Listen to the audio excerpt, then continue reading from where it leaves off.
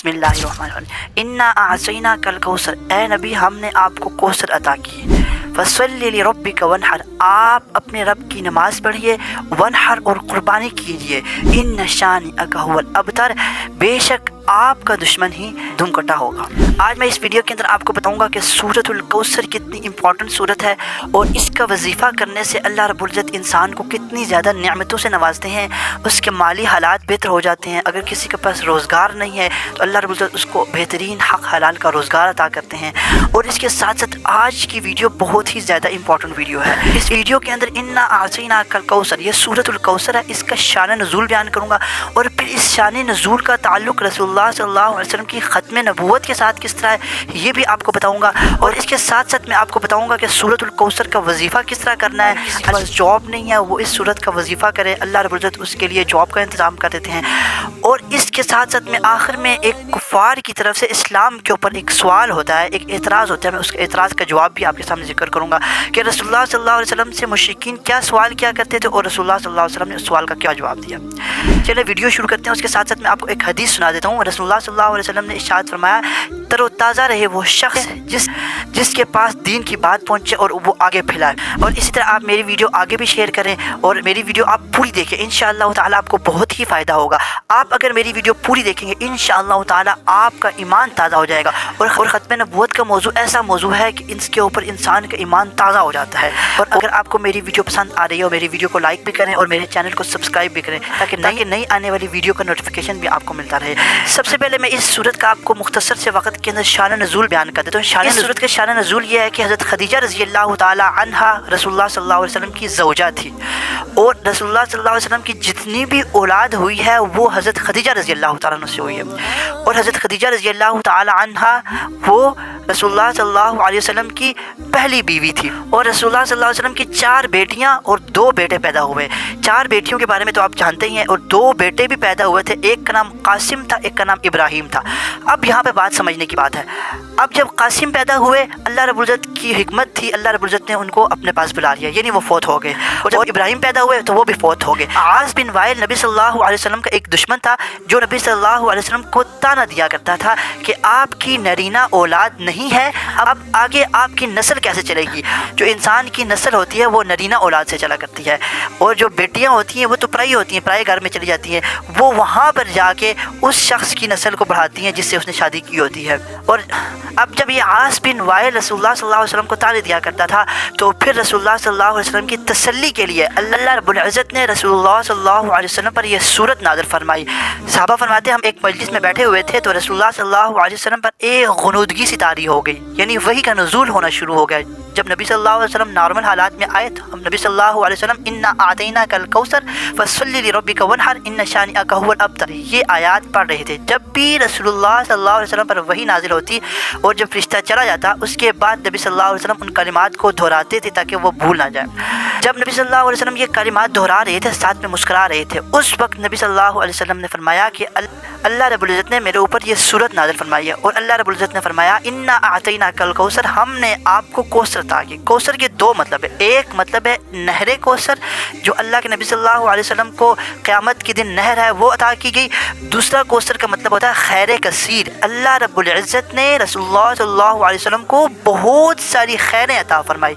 किस तरह खैरें अता फरमाई, यहाँ पर अल्लाह रब्बुल इज़्ज़त कुरान मजीद में इरशाद फरमा रहे हैं इन्न शानिअका हुवल अबतर के बेशक आपका दुश्मन दुम कटा है। दुम कटा मतलब जिसकी औलाद ना हो। अल्लाह रब्बुल इज़्ज़त यहाँ पर इरशाद फरमा रहे हैं जो अफराद आपको ताना दे रहे हैं उनका नाम लेने वाला क़यामत तक कोई भी नहीं होगा, लेकिन आपकी रूहानी औलाद इतनी ज़्यादा होगी, अगरचे आपकी नरीना औलाद नहीं है लेकिन रूहानी औलाद इतनी ज़्यादा होगी कि क़यामत तक आपका नाम लिया जाता रहेगा। जब नबी सल्लल्लाहु अलैहि वसल्लम वही मुकम्मल होगी रसूलुल्लाह सल्लल्लाहु अलैहि वसल्लम ने इरशाद फरमाया मुझे कौसर अता की। अब नहर कौसर से क्या मुराद है, नबी रसूलुल्लाह सल्लल्लाहु अलैहि वसल्लम ने इरशाद फरमाया क़यामत के दिन मुझे एक ऐसी नहर अता की जाएगी जिसका पानी برف سے زیادہ سفید ہوگا اور شہد سے زیادہ میٹھا ہوگا پانی۔ اس کے جو پیالے ہوں گے وہ چاندی کے ہوں گے، اور ان پیالوں کی تعداد کتنی زیادہ ہوگی، جیسے آسمان میں ستاروں کی تعداد ہوتی ہے کہ انسان گن نہیں سکتا۔ اور اس وقت میرے امتی میرے پاس آئیں گے۔ یاد رہے قیامت کے دن سب سے بڑا مسئلہ پیاس کا مسئلہ ہوگا۔ روایات میں آتا ہے کہ اگر اس وقت 7 سمندروں کا پانی بھی انسان پی لے پھر بھی انسان کی پیاس نہیں بجھے گی۔ اللہ رب العزت نے اس امت پر یہ اعزاز کیا ہے کہ اللہ کے نبی صلی اللہ علیہ وسلم کو نہر کوثر عطا فرمائی ہے۔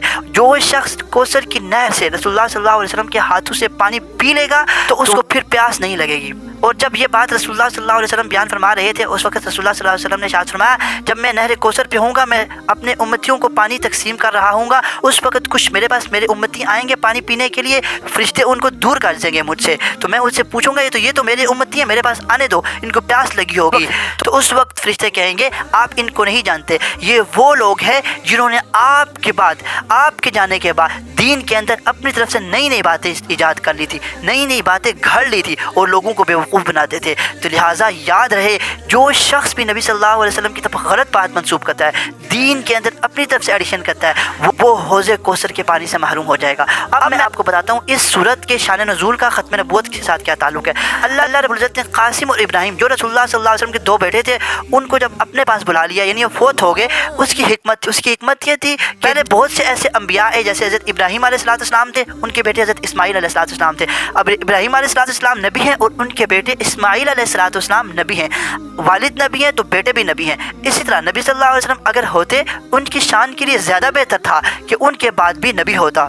اب نبی صلی اللہ علیہ وسلم خاتم النبیین ہیں، نبی صلی اللہ علیہ وسلم کے بعد کسی نبی نے نہیں آنا، یہ اللہ رب العزت کی حکمت تھی کہ اللہ رب العزت نے نبی صلی اللہ علیہ وسلم کے بیٹوں کو بچپن میں ہی اپنے پاس بلا لیا تھا۔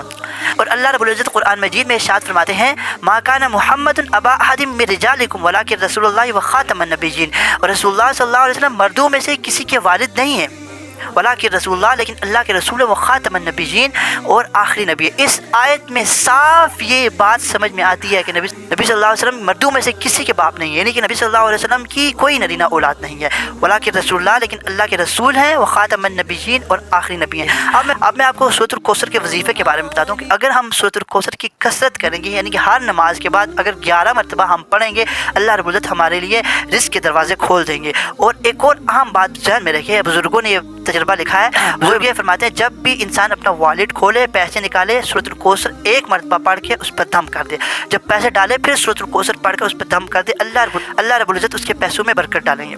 اب آخر میں آپ کو بتاتا ہوں، رسول اللہ صلی اللہ علیہ وسلم سے مشرکین مکہ اعتراض کرتے تھے کہ آپ ہمیں قیامت کے دن سے ڈراتے ہیں، قیامت کب آئے گی؟ سأل سائل بعذاب واقع للکافرین لیس له دافع من اللہ ذی المعارج۔ اللہ رب العزت قرآن میں ارشاد فرماتے ہیں کہ میں یہ تو نہیں بتاؤں گا قیامت کب آئے گی، لیکن جب قیامت آئے گی یہ کافر لوگ اللہ رب العزت کے عذاب سے بچ نہیں پائیں گے۔ پھر رسول اللہ صلی اللہ علیہ وسلم ان کے جب سوالات سے تنگ آ گئے تو اللہ رب العزت قرآن مجید میں ارشاد فرمایا، فاصبر صبرا جمیلا، آپ صبر کریں صبر جمیلا، اور اچھے طریقے سے صبر کریں۔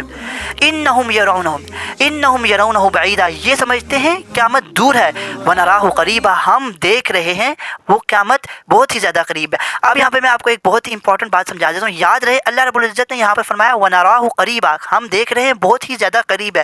قریب ہونے سے کیا مطلب ہے؟ یہاں پہ جب انسان مر جاتا ہے اس وقت انسان کی گویا کہ قیامت شروع ہو جاتی ہے۔ اللہ رب العزت سے دعا ہے جو کچھ کہا سنا اس پر عمل کرنے کی توفیق عطا فرمائے۔ وما علینا الا البلاغ المبین۔